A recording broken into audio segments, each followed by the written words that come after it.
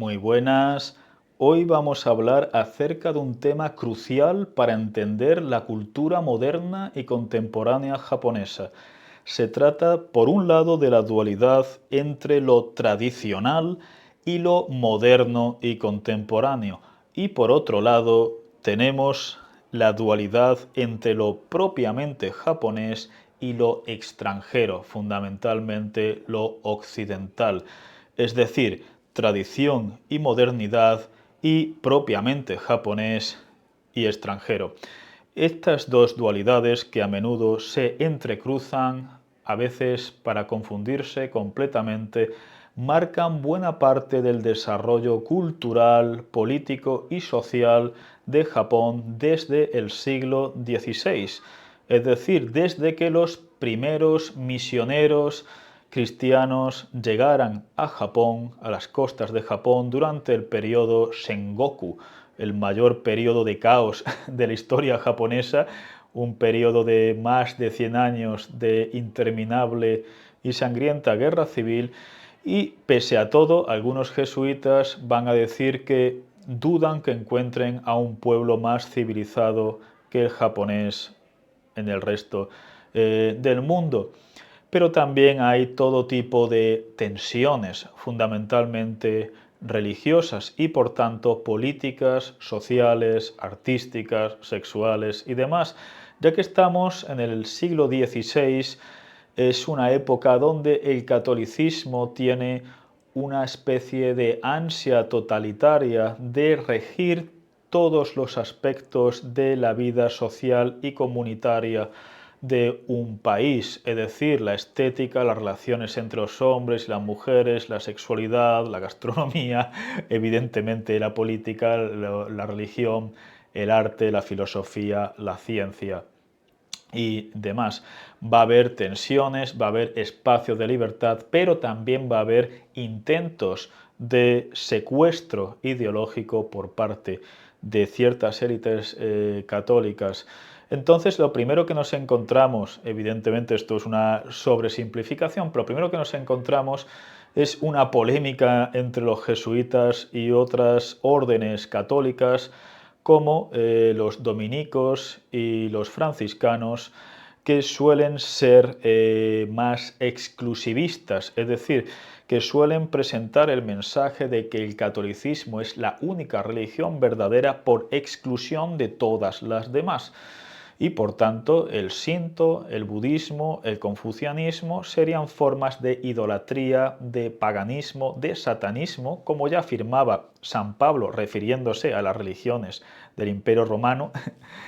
Y por tanto, lo que habría que hacer por parte de estos misioneros es defender la destrucción de templos budistas, Shinto, que los japoneses se cambien el nombre, ¿no?, a nombres católicos, que entiendan que el verdadero gobernante terrenal se sienta, terrenal y celestial de algún modo, ¿no?, se sienta en el trono de Pedro en Roma y por tanto no es el shogun ni es el emperador, y que evidentemente pues Japón pase a estar subordinado fundamentalmente al imperio portugués, como de hecho aparecía en el Tratado de Tordesillas, donde divide las colonias, ¿no?, colonias potenciales del mundo entre el imperio español y el imperio portugués. No solamente hay un conflicto, digamos, entre este exclusivismo, porque también hay un conflicto interno dentro de los propios jesuitas. San Francisco Javier, cuando predica acerca del Dios cristiano, usa el término Dainichi Nyorai, que es el modo en el cual el llamado budismo esotérico del periodo Heian, pero también posteriormente del budismo de la tierra pura y de la verdadera tierra pura, que van a ser los budismos más populares en Japón, o más extendidos, digamos, por número de templos y de adeptos, llaman al Buda cósmico, la entidad más absoluta y suprema de ciertas ramas del budismo Mahayana japonés. Entonces, él habla de Dainichi Nyorai, pero posteriormente abandona esa terminología que podría usar perfectamente apelando a la doctrina de las semillas del verbo o los logoi espermaticoi. ¿Qué es la doctrina de las semillas del verbo? Es una doctrina desarrollada por algunos padres de la Iglesia en el siglo II, III, IV después de Cristo, en plena época del Imperio Romano, también los primeros siglos de la Edad Media, según la cual Dios, el Dios cristiano verdaderísimo y el Dios católico, es decir, no el Dios del cristianismo copto o ortodoxo, sino el Dios del verdadero cristianismo, se ha revelado en otras religiones y por tanto es falso que el resto de religiones que no son abrahámicas, y en concreto cristianas, católicas, sean paganismo, idolatría, satanismo. Esta doctrina los jesuitas la van a desarrollar mucho también en China a través del padre Mateo Ricci, que no solamente va a traducir las analectas de Confucio, sino que va a escribir un libro sobre la verdadera doctrina del Rey del Cielo, y ese Tian en chino, el Ten japonés, ese Tian, ese lugar celestial, que es un modo en el cual distintas religiones y mitologías chinas tienen de referirse al Dios Supremo, va a ser identificado por el padre Mateo Ricci con el Dios verdaderísimo. Y no solamente eso, sino que los jesuitas van a enfrentarse en China no solamente a los franciscanos y a los dominicos, que los acusan de blanquear el paganismo y la idolatría china, porque participan en ritos confucianos o no llaman a la quema sistemática de templos taoístas, budistas y demás, sino que los jesuitas van incluso a enfrentarse al papado, es decir, a los estados pontificios, porque los estados pontificios, es decir, van a enviar unos emisarios diciendo al emperador chino que tienen razón los dominicos y los franciscanos en que las religiones chinas son paganismo, que son idolatría, y que por tanto hay que censurarlas, que hay que destruirlas, y que la única religión católica, la única religión verdadera tiene que ser el catolicismo. Como digo, los jesuitas, que están muy integrados en las altas cúpulas del imperio chino, van a caer en desgracia. Así que digo esto para matizar la idea de que los misioneros católicos son siempre fanáticos, exclusivistas, talibanes. Eso no ha sido siempre así.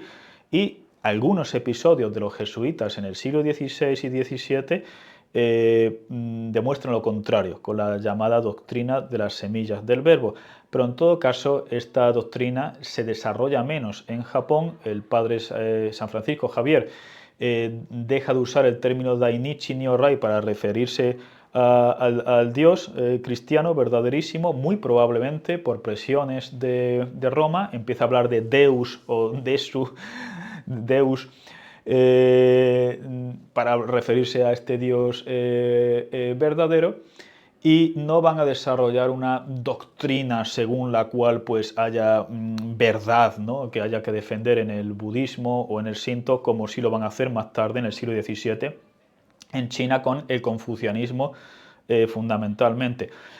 Esto, unido a que los neerlandeses u holandeses van a decirle a los altos gobernantes, ¿no?, fundamentalmente de Tokugawa, que lo que quieren los portugueses es conquistar Japón, y que están enviando misioneros, tanto España, pero fundamentalmente Portugal, pero también España, están enviando misioneros como punta de lanza por una posterior invasión política, militar, social, donde van, digamos, a hacer un borrón y cuenta nueva con la cultura tradicional japonesa, y van a imponer sus formas políticas, religiosas, occidentales.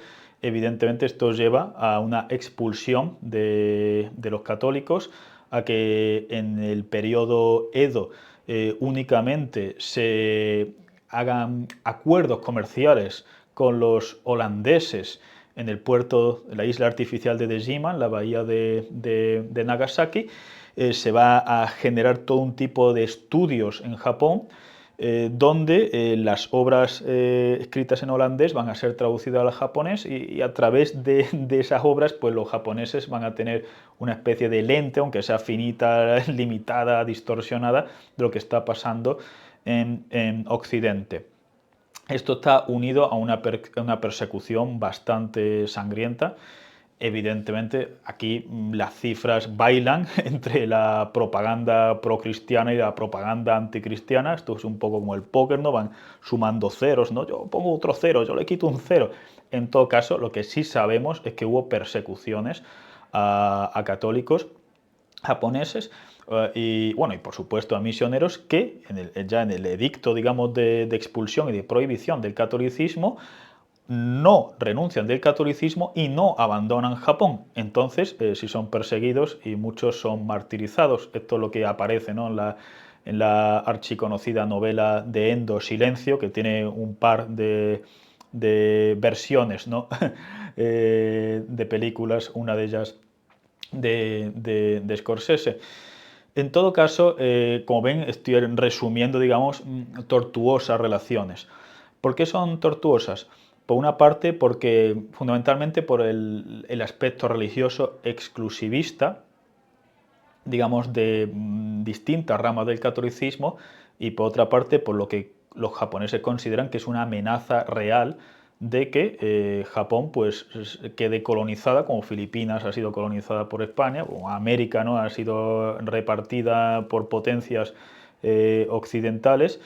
Entonces, ante ese miedo y ante ese terror se crea un espacio cerrado, no completamente, porque siguen, digamos, sabiendo, es decir, siguen teniendo tratados con China y, por supuesto, como digo, con los holandeses, pero sí un espacio muy cerrado, que es el Sakoku, durante el periodo Edo, y persecuciones bastante sangrientas en ocasiones a cristianos.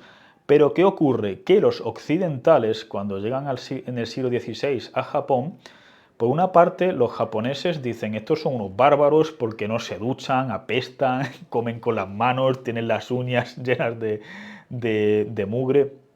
Con las mujeres japonesas son bastante más agresivos, son mal educados, son incívicos en general, pero también tienen no solamente una tecnología naval evidentemente superior a la japonesa, sino que tienen armas de fuego que son superiores a cualquier tipo de arma que conocieran. Es decir, la pólvora ya la habían inventado los chinos, pero hacen que el desarrollo de armas de fuego en distintas partes de Europa sea realmente sorprendente. Pero también hay doctrinas científicas o filosóficas que son superiores en Occidente. Por ejemplo, aunque los jesuitas conocen el modelo heliocéntrico, el modelo que traen en Japón es el modelo aristotélico-tolemaico, que es un modelo, evidentemente, el modelo medieval, pero que es un modelo que es superior a la propia astronomía, entre comillas, ¿no?, que tienen los japoneses en ese momento. Entonces hay unas relaciones de amor-odio por parte de ambas potencias. Es decir, por parte de los misioneros, sobre todo los jesuitas, van a reconocer aspectos admirables en la sociedad y cultura japonesa. Por otra parte, tienen una especie de terremoto espiritual o existencial con las presiones internas y externas que están recibiendo de Roma, según la cual la cultura japonesa pues, está sustentada en modelos paganos, satánicos. Los japoneses que no abracen el catolicismo van a ser arrojados al infierno por toda la eternidad. Es decir, este tipo de tensiones van a crear evidentemente problemas existenciales, de tal modo que un número de jesuitas, cuando Tokugawa prohíba definitivamente el catolicismo, van a renunciar al catolicismo y se van a quedar en Japón, lo mismo que en China. Los cristianos son expulsados, algunos cristianos van a preferir quedarse en China. Y por otra parte, desde el punto de vista japonés, están viendo una nación o un conjunto de naciones que no sabían ni siquiera que existían, que por una parte consideran que son más primitivos que los japoneses en términos de civismo, de educación, de higiene, de sensibilidad, ¿no?, ante fenómenos naturales, el paso del tiempo, ¿no?, el mono no aguare, el wabi-sabi, el ichigo, el ichie, ¿no?, los ideales del miyabi. Pero por otra parte reconocen obviamente que tienen una serie de tecnologías que son superiores a las japonesas y además de saberes científicos e incluso filosóficos tremendamente potentes, que en un momento, es decir, las primeras décadas de persecución al catolicismo en la época Edo, el shogunato va a meter todo en un pack, es decir, va a condenar también el modelo aristotélico tolemaico. ¿Por qué? Porque estaba unido, es decir, los jesuitas eran muy astutos y vendían obviamente, aunque fuera falsa, ¿no?, su superior cosmología, unida inexorablemente a la teología católica, para decir, ¿tú quieres comprar esto? Pues esto está unido a la verdad del catolicismo. Los japoneses al principio pican con ese, es decir, ese truco, ¿no?, de unir todo monolíticamente y luego dicen, oye, esto está separado, ¿no? Es decir, podemos aprender de saberes científicos y filosóficos occidentales sin tener que tragarnos todo el pack o todo el menú que los jesuitas trataban de vendernos. Entonces, es decir, estas tensiones, ¿dónde vuelven a explotar? Es decir, la época Edo, Tokugawa, Shakoku, es una época en general, excepto algunos conatos, excepto algunas crisis, es una época de gran estabilidad social, de mucha paz.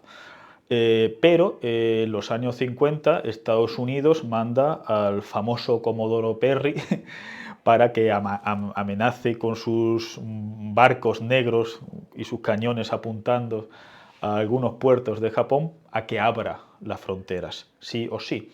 Eso va a generar unas discusiones internas, va a desembocar en una guerra civil en Japón, donde los que apoyan el Bakufu, es decir, el shogunato, la familia Tokugawa, van a enfrentarse con los que apoyan al emperador Meiji o al emperador japonés, el Mikado o el Tenno, que va a ser conocido como Meiji. El emperador Meiji y sus seguidores quieren abrir el país. ¿Por qué? Porque dicen es evidente que tenemos que decir que nos van a conquistar, vamos a acabar siendo colonias, aquí hay que ponerse las pilas. Y por otra parte los seguidores, estoy evidentemente simplificando, esto es mucho más complejo, pero entiendan ustedes que digamos, la duración de estos vídeos, pues tengo que simplificar doctrinas, ¿no? Y los seguidores del shogunato, pues lo que quieren es seguir manteniendo el sakoku, el país cerrado, y en fin, la figura del shogun y el orden feudal del periodo Edo, porque tienen miedo, evidentemente, también a que Estados Unidos pues, les imponga un modo. Al final, esta guerra civil la acaban ganando los seguidores del emperador Meiji. ¿Qué ocurre? Que ya, es decir, ya antes, ¿no?, digamos, de la restauración Meiji, llamada restauración porque se restaura el poder político del emperador, ¿no?, del Mikado, del Tenno, que anteriormente en el periodo Edo y otros periodos está circunscrito a ser un rol espiritual como cabeza de la iglesia, entre comillas, Shinto. Bueno, aquí tenemos ya un emperador con funciones claramente políticas. Por eso se habla, digamos, de restauración, ¿no?, del poder imperial político, de restauración del poder político. La cuestión es que Estados Unidos impone, incluso antes de esta restauración, pero después de la restauración se impone a todo Japón, una serie de tratados tremendamente asimétricos e injustos para Japón. Son tratados, los llamamos tratados desiguales, que son tremendamente humillantes para Japón. Por ejemplo, el principio de extraterritorialidad. ¿Qué quiere decir? Que si un americano comete un crimen, no puede ser juzgado por japoneses, tiene que ser juzgado o bien en Estados Unidos o por el cónsul americano que esté en Japón, es decir, por una microadministración americana que esté en Japón. Eso hace, evidentemente, que los americanos tengan un sentimiento enorme de impunidad. Estos tratados desiguales que impone Estados Unidos van a ser seguidos por otras potencias, como el Reino Unido, como Francia, en fin, van a apuntarse al carro de vamos a hacer tratados desiguales con Japón. Entonces, no solamente está este principio, ¿no?, de la extraterritorialidad, sino también un sistema de tarifas y aduanas absolutamente injusto para Japón, es decir, según los cuales los productos japoneses que se exportan pues están o pueden estar sujetos a enormes aranceles, pero los japoneses no pueden poner prácticamente aranceles a productos americanos, británicos, que pueden destruir la industria autóctona japonesa. Una cláusula para dar residencia sí o sí a extranjeros, a misioneros, incluso a los misioneros más fanáticos, una libertad de comercio totalmente asimétrica, es decir, los occidentales tienen libertad de comercio en Japón, pero los japoneses no tienen libertad de comercio en las potencias occidentales. Y lo más curioso, que aquí es donde el quid de la cuestión, una especie de cláusula de imposibilidad de revisar estos tratados hasta que Japón demuestre que no es una nación bárbara. Aquí está la cuestión fundamental. Es decir, Estados Unidos y el resto de potencias que imponen tratados desiguales en Japón tienen un suprematismo cultural, religioso, social, etcétera, brutal, completamente. Entonces, digamos, el aparato ideológico que justifica estos tratados desiguales, comerciales, jurídicos y de otra índole, el aparato ideológico que lo justifica es el suprematismo, según el cual Japón, al ser una nación bárbara, una nación atrasada, no puede ser tratado como un igual. Entonces se abre la posibilidad de que Japón sea tratado como un igual cuando se desbarbarice, es decir, cuando demuestre que es una nación civilizada. ¿Y por qué piensan que no es una nación civilizada? Y aquí está la cuestión que quería, o una de las cuestiones fundamentales de este vídeo. Es decir, tenemos la idea, o se ha vendido muchas veces la idea, de que el Japón Tokugawa es un Japón feudal, un Japón obsoleto, un Japón excesivamente atrasado, y que la época Meiji, que es la época en la que Japón se abre al mundo y fundamentalmente a Occidente, Japón se moderniza y Japón pues llena sus calles, ¿no?, de postes eléctricos y de vías, en fin, de telégrafos y de astilleros en los puertos y de escolarización masiva, ¿no?, no solamente para los niños, también para las niñas, que en fin, la imprenta, es decir, un Japón tremendamente moderno. Tenemos la idea de que hay una especie de flecha causal, moral, digamos, y de progreso lineal tremendamente simple entre el periodo Edo y la época Meiji. Pero la situación es más compleja. ¿Y por qué la situación es más compleja? Porque hay libertades, hay derechos que se van a perder con la modernización. Es decir, los japoneses, para que los occidentales los admitan dentro del mundo de la civilización TM, ¿no?, de trademark, pues van a hacer una serie de cosas que van a quitar, digamos, derechos relativos. No significa que la época Edo sea una especie de Arcadia o de Valhalla o de Camelot en derechos de materia social y demás, evidentemente, pero sí en términos relativos hay colectivos que van a perder derechos. Es decir, se va a imponer el sistema IE de hogar, de familia extendida, según el cual en la época Meiji el cabeza de familia tiene que ser obligatoriamente un hombre y una mujer que está casada no puede firmar contratos, es decir, no puede hacer realmente nada legalmente importante si no es con la firmita, ¿no?, del cabeza de familia. Es decir, esto no existía en la época Edo. Es decir, en la época Edo tenemos muchas mujeres que venden tierras, que son propietarias de comercio, es decir, que tienen mucha más autonomía legal. Esto se pierde. Las posibilidades de pedir el divorcio por parte de las mujeres en el periodo Edo era asimétrica, pero en la época Meiji va a ser mucho peor, es decir, va a ser mucho más difícil para una mujer obtener el divorcio. Medidas como era la mediación familiar o la mediación comunitaria en la época Edo, o incluso templos budistas donde se acogían a mujeres víctimas de maltrato y después de estar allí acogidas durante a veces un año, a veces 2 años, se dictaba, digamos, que el marido tenía que decir sí o sí al divorcio.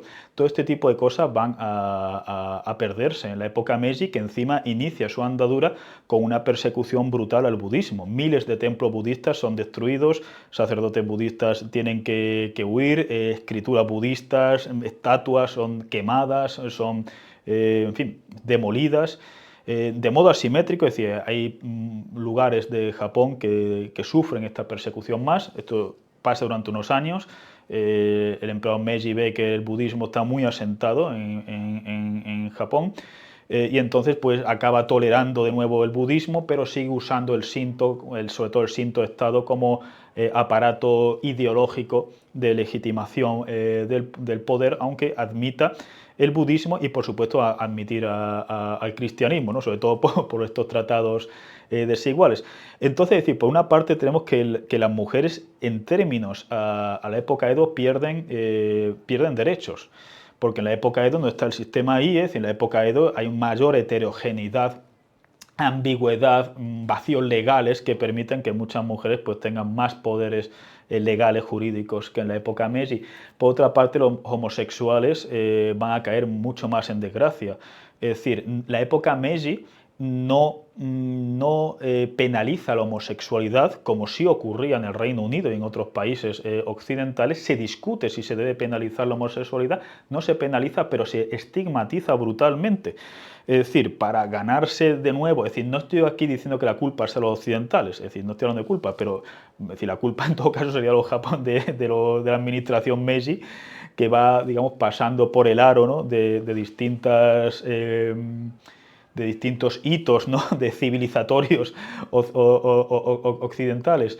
Entonces la homosexualidad, que estaba bastante institucionalizada, por ejemplo, en templos budistas, entre los samuráis, en barrios rojos, literatura homoerótica, es decir, era visible e institucionalizada en distintas partes, en distintos dominios culturales de la época Edo.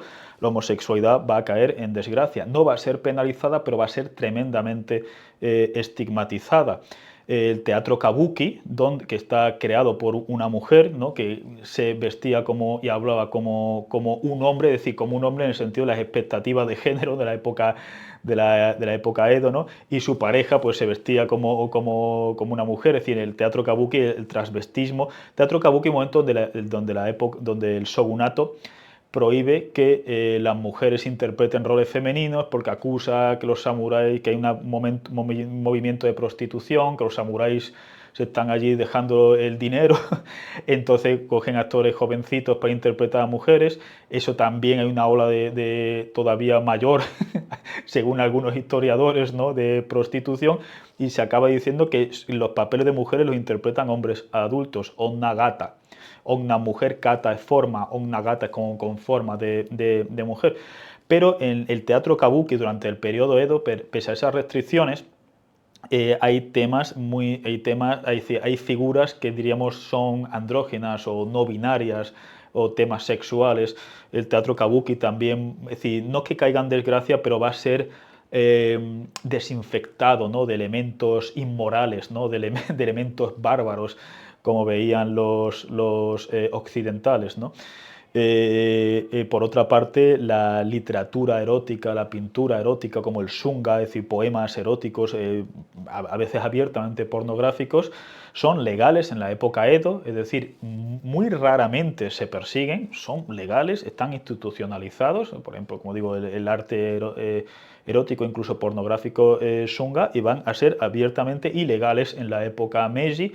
¿Por qué? Porque el puritanismo, digamos, victoriano, la influencia, ¿no? del puritanismo cristiano decimonónico, pues va a tener una influencia muy grande en decir, no, pues tenemos que prohibir esto.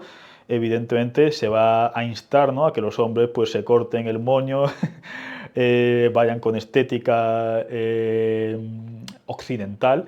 Los baños públicos, es decir, los onsen, los sento, es decir, los baños públicos, la mayor parte de ellos eran mixtos y donde los hombres y las mujeres se bañaban desnudos y sin ningún tipo, digamos, de connotación sexual porque estaban acostumbrados, lo mismo que en Esparta, estaban acostumbrados a que hombres y mujeres adultos se vieran desnudos sin una connotación erótica, pornográfica, sexual y demás.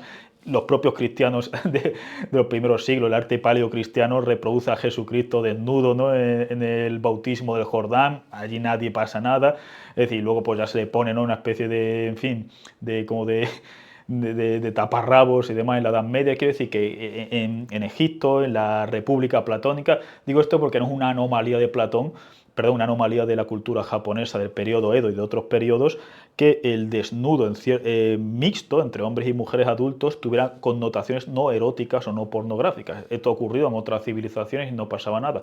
Pero el cristianismo decimonónico evidentemente ve eso como una auténtica barbaridad y entonces empieza ya en la época Meiji a presionar para que los baños públicos se separen los hombres y las mujeres. Eso sobre todo ocurre en las grandes ciudades, en ciudades pequeñas, en áreas rurales, siguen los baños mixtos y cuando Japón pierde la Segunda Guerra Mundial, MacArthur, ¿no? Que es un auténtico carnicero, es decir, uno de los grandes asesinos del siglo XX, pero él es muy moralista y entonces ya bajo la administración, es decir, Japón bajo la administración americana ya prohíbe totalmente que en ninguna parte haya onsens y sentos mixtos, ¿no? Por otra parte, otra cosa que va a caer en desgracia es la figura de la paternidad en la época Edo. Esto, Atsuko Fujino, de la Universidad Sangyo de Kioto, que participa en un libro que coedito con mi amigo Iñigo Ngai, Beyond Nature and Nurture, en Springer Sciences, tiene un capítulo muy bueno donde analiza cómo en la época Edo era muy común que los padres estuvieran mucho más involucrados en la crianza de los hijos, incluidos los bebés, es decir, con manuales para padres, ¿no? De cómo cambiar al bebé si se hace pipí o si se hace caca, si tiene gases, si tiene... Eso, con la occidentalización, digamos, a partir de la época Meiji, va a caer en desgracia porque los occidentales se van a reír. Es decir, ¿cómo que un hombre va a limpiar el pipí, la caca de los niños, ¿no? De qué es esto, ¿no? Por otra parte, la criminalidad en la época Meiji es muy baja, pero la época Edo era todavía más baja. Esto es complicado de medir en el sentido de que hay historiadores que piensan que lo que ocurre en la época Meiji es una mayor visibilización estadística, es decir, porque en la época Edo no hay un registro tan grande de criminalidad. Sin embargo, hay historiadores también que atendiendo, es decir, a los tribunales locales del periodo Edo, etcétera, estipulan que la época Edo es una época donde el crimen violento, es decir, por ejemplo, de homicidios y demás, es brutalmente bajo, es decir, algunos piensan que es entre 1 o 2 homicidios cada 100.000 habitantes, mientras que en Europa de media podía haber entre 10 y 100 homicidios por cada 100.000 habitantes, es decir, unas proporciones astronómicas. Hay que decir que estas proporciones de homicidios, por ejemplo, se siguen manteniendo a día de hoy entre Japón, que tiene unos 0,2 homicidios por cada 100.000 habitantes. Vean ustedes la tasa de homicidios de Estados Unidos, de México, de Colombia, de Nicaragua, de Ecuador y demás. Es decir, verán que esta asimetría, ¿no? pues sigue, ¿no? En todo caso, ¿cuál es la cuestión? Pues la cuestión es que en ciertas cosas, es decir, también la prostitución, es decir, la prostitución estaba bastante asentada, por ejemplo, en los llamados barrios rojos de Edo, de Kioto, de Osaka, Yoshiwara, ¿no? Es el barrio rojo más famoso. La prostitución en esos barrios rojos estaba muy institucionalizada, no estaba estigmatizada. Evidentemente había situaciones tremendamente miserables, en el sentido de que muchas prostitutas tenían contratos de deuda y a veces pues eran adolescentes, a veces vendidas por los padres, muy pobres, es decir, que no se trata evidentemente de idealizar la situación de la prostitución en la época Edo, que es muy heterogénea. Es decir, había prostitutas que ganaban mucho dinero, pero había prostitutas también que eran prácticamente niñas y que eran miserables, que no podían elegir a sus clientes y que vivían en situaciones tremendamente lamentables en la época Edo. Pero en la época Meiji, encima, al estigmatizarse la prostitución por influencia occidental, las prostitutas no solamente viven, digamos, en una situación muchas veces de enorme precariedad económica, sino de encima de estigmatización social, lo que les impide todavía más la ascensión, es decir, la movilidad vertical ascendente. Es decir, si una persona está altamente estigmatizada, pues no quiero hacer negocios contigo, no quiero venderte la casa, no quiero aquí, no te quiero allá, no te quiero no sé cuánto. Entonces, no es que haya una penalización, en algunos aspectos sí, pero es decir, hay prohibiciones, como hemos dicho, en el arte erótico, pornográfico y demás, pero la homosexualidad, el transvestismo, roles que diríamos a día de hoy no binarios, ¿no? No en un sentido biológico, sino en un sentido sociocultural, esa estigmatización pues es muchísimo más patente en la época Meiji. Por otra parte, la época Meiji tiene claros avances respecto de la época Edo, es decir, no solamente a nivel tecnológico, ¿no? Que hablamos, ¿no? Cuando se crea el ferrocarril, ¿no? Entre distintas partes. A día de hoy Japón tiene, yo creo que el mejor sistema de ferrocarriles del mundo y desde luego es más cívico, ¿no? Pero la cuestión, es decir, a nivel de criminalidad, etcétera, ¿no? Pese a, evidentemente, estamos hablando, es decir, cuando hablo de estas cosas no estoy diciendo que no existan cosas chungas, sino que proporcionalmente, en comparación con otros países, generalmente hay menos, es decir, hay menos atracos violentos, hay menos robos, hay menos y demás. La cuestión es que no solamente hay avances claramente mejores tecnológicos, ¿no? Es decir, hospitales, escuelas, casas e infraestructuras que van a resistir mejor los tifones, los terremotos, electricidad, astilleros, evidentemente, no solamente eso, sino que a nivel institucional la época Meiji va a traer cosas que yo creo que son buenas, ¿no? Por ejemplo, el derecho de responsabilidad individual inspirado en códigos civiles liberales, ya sea napoleónico, ya sea, en fin, el alemán, donde la responsabilidad es individual. Es decir, en la época Edo existía, por ejemplo, el sistema de las 5 casas, según lo cual, es decir, si alguien cometía un crimen importante, eran responsables tan parcialmente también las 4 casas que rodeaban. Entonces había una especie, digamos, de sistema, ¿no? de vigilancia. Se hacía cómplice a las casas que rodeaban a una de crímenes especialmente graves. Esto se acaba con la instauración del derecho digamos, del principio de responsabilidad individual. El principio de responsabilidad colectiva, en su época más oscura, yo creo que es el momento del periodo Sengoku, donde en ocasiones se manda a asesinar a todo el linaje masculino, porque como las mujeres las van a casar, digamos, al estar prometidas, ¿no? con otras familias, pues van a pertenecer, ¿no? a otra familia. Pero la cuestión es destruir el linaje entero familiar masculino de alguien que trate de asesinar, ¿no? a un daimyo, ¿no? o al shogun, es decir, se les considera responsables colectivos. Evidentemente, el principio de responsabilidad colectiva también existe en el siglo XVI, plenamente funcionando en Europa, y es un principio típico del Antiguo Testamento o del Nuevo Testamento, ¿no? Es decir, el principio que a día de hoy nos explota la cabeza, ¿no? La idea de que alguien sea responsable por cosas que no ha hecho, ya sean porque lo han hecho tus ancestros, ¿no? Es decir, los cananeos son responsables del crimen de Cam, uno de los hijos de Noé, etcétera, o cuando Poncio Pilato dice, yo no veo ningún tipo de mal en este hombre, y dice, voy a darles a elegir a Barrabás o a Jesús, van a elegir a Jesús y dicen, no, Barrabás, Barrabás, aunque teóricamente una semana antes no habían... el pueblo, ¿no? de Jerusalén pues había recibido a Jesús, ¿no? con las palmas en la borriquita, ¿no? como anunció la profecía, pero en todo caso el escritor del Evangelio dice, y el pueblo judío dijo, después de condenar a Jesús, que su sangre, la de Jesús, recaiga sobre nosotros y sobre la de nuestros hijos.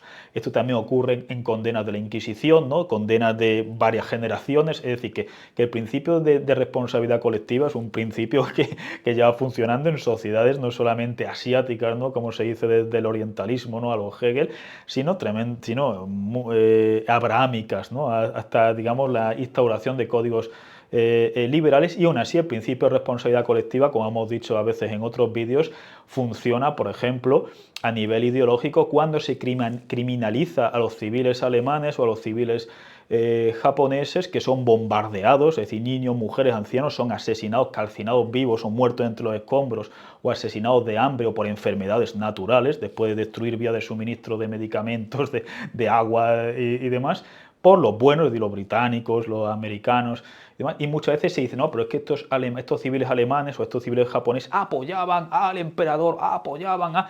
Y entonces, claro, quiero decir que la idea de que todavía no nos hemos librado del principio de responsabilidad colectiva, o incluso cuando López Obrador decía que los españoles actuales son responsables de las calamidades que había hecho el imperio español, ¿no? Hace cientos de años, pero ellos mágicamente no son responsables, ¿no?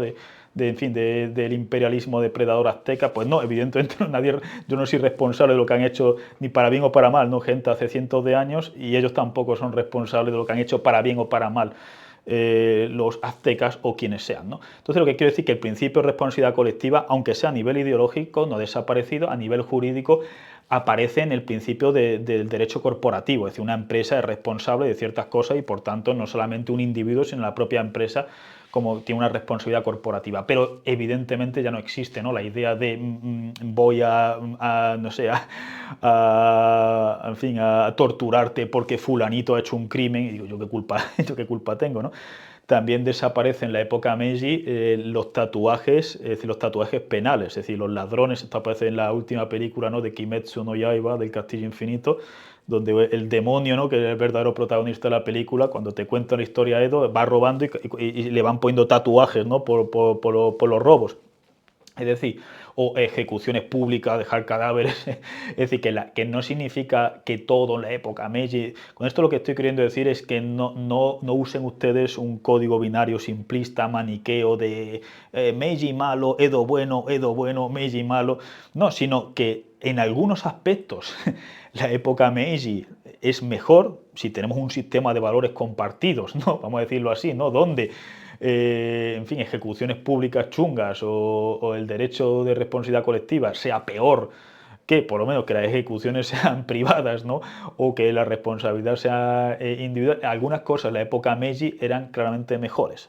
Escolarización, industrialización, hospitalizaciones, electricidad, imprenta, que por tanto permite a muchas mujeres, ¿no?, como Higuchi Chiyo y muchas otras, escribir novelas, cuentos, poemas, etcétera, que van a revolucionar el panorama literario. Hay cosas que son claramente mejores y hay cosas que, a mi juicio, son claramente peores que en la época Edo, como los derechos legales que pierden las mujeres, como la estigmatización de homosexuales, la estigmatización de la prostitución completa, es decir, la separación en los onsen de hombres y mujeres y demás. Entonces, en fin, ¿con qué nos quedamos? Yo personalmente me quedo con la idea, por una parte, de criticar los que idealizan el periodo Edo, diciendo, pues no, porque hay cosas, ¿no?, en fin, un sistema feudal tremendamente rígido, donde incluso para vivir en ciudades distintas necesitas permisos, incluso donde tu estética, ¿no?, está determinada dependiendo de tu estatus social y demás. Pero por otra parte hay más libertades sexuales, hay más libertades para las mujeres. Por otra parte, evidentemente hay persecuciones brutales al catolicismo. En la época Meiji empieza con persecuciones al budismo.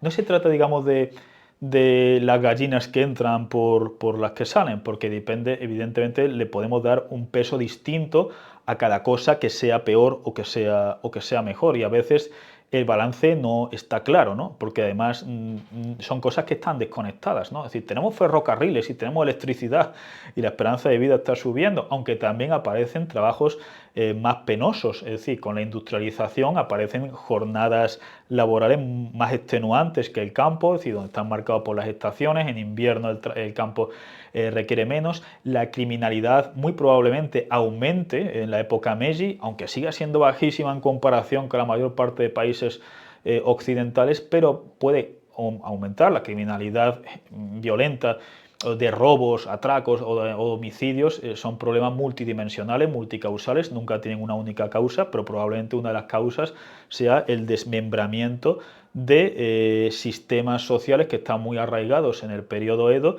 y que en la época Meiji aparecen, pues la gente, un colectivo de personas se quedan como nubes flotantes, ¿no? Que no se sabe bien dónde se incorporan. Eso asociado a periodos de guerra civil, de hambrunas, de desastres naturales, pues, es decir, la criminalidad va a subir en términos, muy probablemente en términos relativos respecto de la época Edo. ¿Qué sería lo ideal? ¿No? Pues lo ideal sería que tuviéramos industrialización y electricidad, etcétera, y a la vez las mujeres no hubieran perdido derechos, ni los homosexuales, ni el arte erótico, ni... Bueno, pero es que nosotros estamos viendo lo que las cosas fueron. Y el pasado está escrito en piedra. A lo sumo se puede aprender, ¿no?, del análisis del pasado para entender nuestro presente, para imaginarnos escenarios posibles y siempre ver, es decir, cuando una de las lecciones que nos da el estudio del pasado es ver que las cosas son tremendamente complejas y con esto no se quiere, es decir, con esto no significa no mojarse en un debate o complejizar innecesariamente las cosas, ¿no? No, lo que se trata de es de huir de esquemas tremendamente maniqueos, sobresimplistas, de idealizaciones, de demonizaciones y tener una visión pues más cercana, ¿no?, a la complejidad de la propia realidad. Ya digo que con este vídeo evidentemente no he pretendido agotar la complejidad social, cultural, jurídica, artística del periodo Edo de la época Meiji. He marcado unos, digamos, unos hitos, ¿no?, muy importantes, tanto en la época Edo como en la época Meiji, y he comparado que no es tan fácil pensar que hay un progreso lineal y completo de la época Meiji, en la época Meiji respecto a la época Edo, pero que también tenemos motivos para no idealizar la época Edo y, por supuesto, ni idealizar Occidente en comparación con Japón, ni idealizar Japón en comparación con Occidente, sino ver pues distintos ítems, es decir, desgranar el asunto, ¿no?, desgranar a nivel de vivienda, a nivel de criminalidad, a nivel de derechos, a nivel... Y esto es, a mi juicio, pues una posible vía, ¿no?, de entender sociedades sin transformarlas en irreconocibles caricaturas, siempre diciendo que hay un fulcro, ¿no?, es decir, que el mapa nos excede y que por tanto aquí he ofrecido el territorio nos excede y por tanto he ofrecido aquí un mapa muy simple y que volveremos, ¿no?, con distintos mapas, es decir, a tratar, ¿no?, de abordar los periodos Edo y Meiji en futuros vídeos, donde los mapas pues, pueden resaltar más cosas de las que estamos resaltando aquí, pero aún así espero que este vídeo les haya resultado de interés y, como siempre les digo, si les ha gustado, pues me ayudan mucho si le dan a like, si se suscriben al canal. Ya saben que aquí no hay clickbaits, ¿no? Lo que nadie te cuenta del periodo Edo. Aquí no hay clickbaits, aquí no hay cosas sensacionalistas, aquí, en fin, hay análisis áridos, ¿no?, sobre realidades que me parecen fascinantes y, por supuesto, desde el respeto, comenten lo que consideren oportuno en los comentarios y muchísimas gracias.